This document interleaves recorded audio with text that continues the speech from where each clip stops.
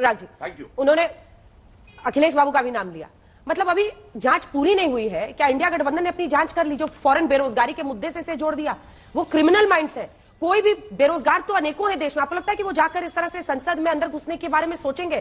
कोई ऐसा नहीं करेगा, ना वहां पर दहशत पैदा करने की। दूसरा प्रश्न जो इससे जुड़ा हुआ है, अगर ये मिमिक्री कांड जो है ये नहीं हुआ होता तो फोकस रहता था 146 पे।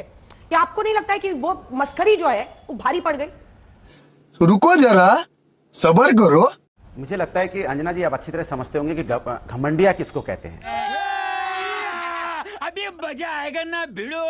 घमंडिया वो होता है जो 146 सांसद बाहर कर दिया जाता है, उनको विपक्ष को पार्लियामेंट में बैठने दिया जाता है, क्योंकि आपको बड़े बड़े बिल पास करने हैं जिसमें जनता, भाई विपक्ष मतलब सांसद जो लोग आते हैं जनता चुन के भेजती है, जनता की बात वहां करते। आपने आईपीसी सीआरपीसी की धारा में संशोधन किया और बिल पास कर दिया, विपक्ष वहां पे है ही नहीं, कोई चर्चा नहीं है। तो क्या यही मकसद था कि आपको विपक्ष को हटाना है?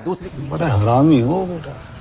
दूसरी बात, जहां तक सुरक्षा की बात है तो विपक्ष किसकी मांग कर रहा है? विपक्ष सुरक्षा की तो मांग कर रहा है ना। पार्लियामेंट में जो सुरक्षा में सेंध लगी, जिस तरह से इनके सांसद ने चिट्ठी लिखी और उनके पास बनवाए, पास बनवाने के बाद वो अंदर घुसे तो ये मांगा जा रहा है कि भाई ये अंदर घुस गए पार्लियामेंट के अंदर में, आपके सांसद द्वारा चिट्ठी बनाई गई, हम पार्लियामेंट में सुरक्षित नहीं है तो अपने घरों में कैसे सुरक्षित होंगे? आपने नया संसद भवन बनाया, कहा कि बहुत सुरक्षित है और बहुत ही हाईटेक बना हुआ है। ऐसा हाईटेक बना कि उसके अंदर में ये जिसको आतंकवादी, बदमाश जो भी कहो आप कह दो, कैसे घुस गए? उसके बाद कौन है ये लोग, कहां से आते हैं?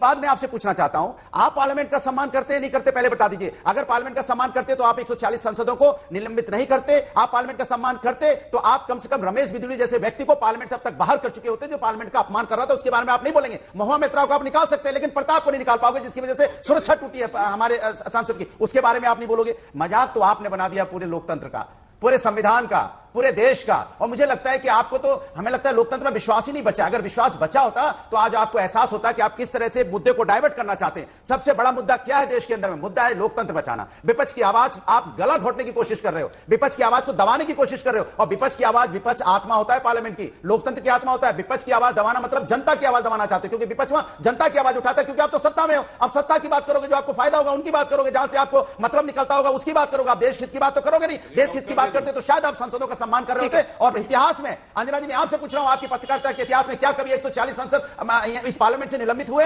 क्या आप इतने सालों से पत्रकारिता में हो? ये काला दिन नहीं है? 140 सांसदों को आपने पार्लियामेंट से बाहर कर दिया और आप किस पे डाइवर्ट करना चाहते हो?